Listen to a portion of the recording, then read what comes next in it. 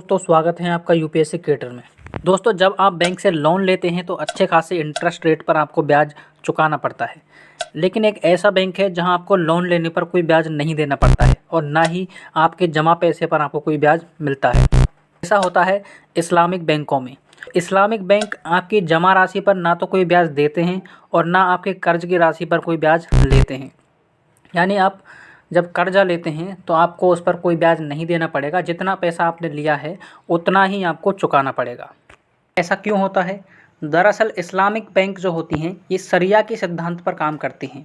शरिया के सिद्धांत के अनुसार ब्याज लेना और देना हराम माना जाता है। तो आपके दिमाग में एक बात आती होगी कि यदि ये बैंक आपसे ब्याज नहीं लेती तो ये काम कैसे करती हैं, इनका सिस्टम वर्क कैसे करता है।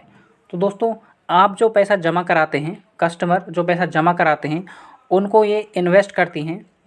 उसके अलावा यदि ये बैंक अच्छा खासा मुनाफा कमाती हैं तो अपने ग्राहकों को उस मुनाफे में से कुछ शेयर देती हैं इनाम के रूप में, कुछ पैसे इनाम के रूप में उनको दे दिया जाता है, जिसे शरिया के सिद्धांत के अनुसार ज़कात कहा जाता है। दोस्तों दुनिया में पहली इस्लामिक बैंक मलेशिया में शुरुआत की गई थी।